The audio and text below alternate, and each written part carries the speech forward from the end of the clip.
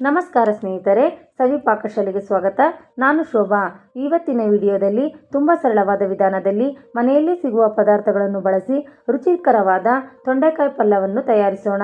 ತೊಂಡೆಕಾಯಿಯನ್ನು ಬೇಯಿಸಿ ವಿಶೇಷವಾದ ಮಸಾಲೆ ಹಾಗೂ ಒಗ್ಗರಣೆಯೊಂದಿಗೆ ತಯಾರಿಸುವ ಈ ಪಲ್ಯ ಅನ್ನ ಮತ್ತು ಚಪಾತಿ ಜೊತೆ ಸವಿಯಲು ತುಂಬ ಚೆನ್ನಾಗಿರುತ್ತದೆ.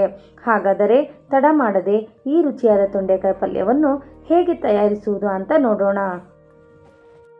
ಮೊದಲಿಗೆ ತೊಂಡೆಕಾಯಿಯನ್ನು ಚೆನ್ನಾಗಿ ತೊಳೆದುಕೊಂಡು ಈಗ ಇದನ್ನು ಅಡುಗೆಗೆ ಸಿದ್ಧಪಡಿಸೋಣ. ತೊಳೆದ ತೊಂಡೆಕಾಯಿಯನ್ನು ಹೀಗೆ ಉದ್ದುದ್ದಾಗಿ ಕಟ್ ಮಾಡಿಕೊಂಡು ಎಲ್ಲ ತೊಂಡೆಕಾಯಿಯನ್ನು ಇದೇ ರೀತಿ ಕಟ್ ಮಾಡಿಕೊಳ್ಳಬೇಕು. ಈಗ ಒಂದು ಪಾತ್ರೆಗೆ ಕತ್ತರಿಸಿದ ತೊಂಡೆಕಾಯಿಯನ್ನು ಹಾಕಿ ತೊಂಡೆಕಾಯಿ ಮುಳುಗುವಷ್ಟು ನೀರು ಸೇರಿಸೋಣ. ಇದಕ್ಕೆ ಸ್ವಲ್ಪ ಅರಿಶಿಣ ಹಾಕಿ ಸ್ಟವ್ ಮೇಲೆ ಕುದಿಯಲು ಇಡೋಣ. ತೊಂಡೆಕಾಯಿ ಚೆನ್ನಾಗಿ ಕುದಿದು ಬಂದಿದೆ. ಈಗ ಇದು ಮುಂದಿನ ಅಡುಗೆ ಹಂತಕ್ಕೆ ಸಿದ್ಧವಾಗಿದೆ. ನೋಡಲು ಕೂಡ ತುಂಬ ಚೆನ್ನಾಗಿ ಬಂದಿದೆ. ಇನ್ನು ಮುಂದೆ ಇದಕ್ಕೆ ಬೇಕಾಗಿರುವ ಮಸಾಲೆಗಳನ್ನು ಸೇರಿಸಿ ರುಚಿಯಾದ ತೊಂಡೆಕಾಯಿ ಪಲ್ಯವನ್ನು ಮಾಡೋಣ. ಈಗ ಒಂದು ಪ್ಯಾನನ್ನು ಸ್ಟವ್ ಮೇಲೆ ಇಟ್ಟು ಪ್ಯಾನ್ ಬಿಸಿಯಾಗಲು ಬಿಡೋಣ.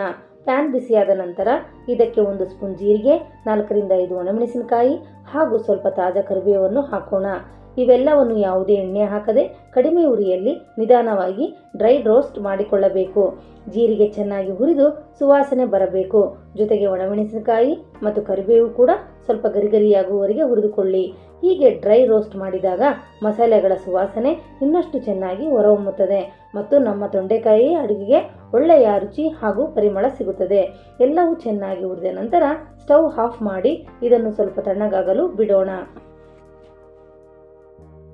ಇದಾದ ನಂತರ ಒಂದು ಕಡಾಯಿಯನ್ನು ಸ್ಟವ್ ಮೇಲೆ ಇಟ್ಟು ಅದಕ್ಕೆ 2 ಸ್ಪೂನ್ ಎಣ್ಣೆಯನ್ನು ಹಾಕಿ ಎಣ್ಣೆ ಚೆನ್ನಾಗಿ ಬಿಸಿಯಾದ ನಂತರ 1 ಸ್ಪೂನ್ ಉದ್ದಿನಬೇಳೆ, 1 ಸ್ಪೂನ್ ಕಡಲೆಬೇಳೆ ಹಾಗೂ ಅರ್ಧ ಸ್ಪೂನ್ ಸಾಸಿವೆ ಹಾಕಿ ಸಾಸಿವೆ ಸಿಡಿಯಲು ಪ್ರಾರಂಭವಾದಾಗ ಸ್ವಲ್ಪ ಕರಿಬೇವನ್ನು ಸೇರಿಸಿ ಎಲ್ಲವನ್ನು ಚೆನ್ನಾಗಿ ಫ್ರೈ ಮಾಡಿಕೊಳ್ಳೋಣ.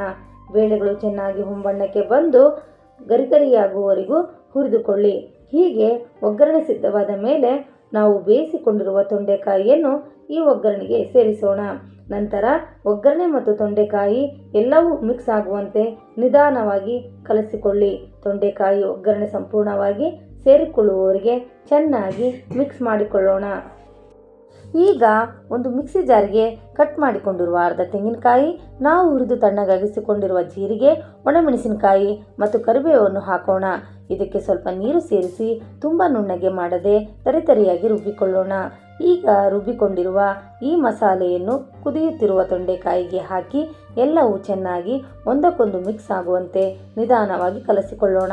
ಮಸಾಲೆ ತೊಂಡೆಕಾಯಿಗೆ ಚೆನ್ನಾಗಿ ಸೇರಿಕೊಳ್ಳಲು 1-2 ನಿಮಿಷ ಕುದಿಯಲು ಬಿಡೋಣ. ಈಗ ಇದಕ್ಕೆ 1 ಸ್ಪೂನ್ ಮಸಾಲ ಪೌಡರ್, ಚಿಟಿಕೆ ಅರಿಶಿಣ ಹಾಗೂ ನೆನೆಸಿ ತೆಗೆದ ಹುಣಸೆ ರಸವನ್ನು ಸೇರಿಸೋಣ. ನಂತರ ಸ್ವಲ್ಪ ಬೆಲ್ಲವನ್ನು ಹಾಕಿ ರುಚಿಗೆ ತಕ್ಕಷ್ಟು ಉಪ್ಪನ್ನು ಸೇರಿಸಿಕೊಳ್ಳಿ.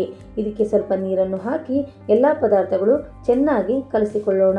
ಈಗ ಮಸಾಲೆ ಎಲ್ಲವೂ ತೊಂಡೆಕಾಯಿಗೆ ಚೆನ್ನಾಗಿ ಸೇರಿಕೊಂಡು ರುಚಿ ಸಮತೋಲನವಾಗಿ ಬರಲು ಸ್ವಲ್ಪ ಹೊತ್ತು ಕುದಿಯಲು ಬಿಡೋಣ. ಈಗ ಸಣ್ಣದಾಗಿ ಹೆಚ್ಚಿಕೊಂಡ ಕೊತ್ತಂಬರಿ ಸೊಪ್ಪನ್ನು ಸೇರಿಸಿ ಒಮ್ಮೆ ಚೆನ್ನಾಗಿ ಮಿಕ್ಸ್ ಮಾಡಿ ನಂತರ ಮುಚ್ಚಳ ಮುಚ್ಚಿ ಸ್ಟವ್ ಆಫ್ ಮಾಡಿದರೆ ರುಚಿಯಾದ ತೊಂಡೆಕಾಯಿ ಪಲ್ಯ ಸವಿಯಲು ಸಿದ್ಧ. ಹೀಗೆ ತುಂಬ ಸರಳವಾಗಿ ಮನೆಯಲ್ಲೇ ಸಿಗುವ ಪದಾರ್ಥಗಳನ್ನು ಬಳಸಿ ರುಚಿಯಾದ ತೊಂಡೆಕಾಯಿ ಪಲ್ಯ ತಯಾರಾಗಿದೆ. ಬಿಸಿ ಬಿಸಿ ಅನ್ನ ಮತ್ತು ಚಪಾತಿ ಜೊತೆ ಈ ಪಲ್ಯವನ್ನು ಸವಿಯಲು ತುಂಬ ಚೆನ್ನಾಗಿರುತ್ತದೆ. ನಿಮಗೂ ಈ ರೆಸಿಪಿ ಇಷ್ಟವಾಗಿದ್ದರೆ ಮನೆಯಲ್ಲಿ ಒಮ್ಮೆ ಖಂಡಿತ ಮಾಡಿ ನೋಡಿ. ರೆಸಿಪಿ ಇಷ್ಟವಾದರೆ ವಿಡಿಯೋಗೆ ಒಂದು ಲೈಕ್ ಮಾಡಿ, ನಿಮ್ಮ ಕುಟುಂಬದವರ ಹಾಗೂ ಸ್ನೇಹಿತರ ಜೊತೆ ಶೇರ್ ಮಾಡಿ. ನಮ್ಮ ಚಾನಲ್ಗೆ ಹೊಸದಾಗಿ ಬಂದಿದ್ದರೆ ಸಬ್ಸ್ಕ್ರೈಬ್ ಮಾಡಿಕೊಳ್ಳಿ. ಇದೇ ರೀತಿ ಇನ್ನಷ್ಟು ರುಚಿಕರವಾದ ರೆಸಿಪಿಗಳಿಗಾಗಿ ನಮ್ಮ ಜೊತೆ ಇರಿ. ಮುಂದಿನ ವಿಡಿಯೋದಲ್ಲಿ ಮತ್ತೊಂದು ಹೊಸ ರೆಸಿಪಿಯೊಂದಿಗೆ ಸಿಗೋಣ. Thank you so much.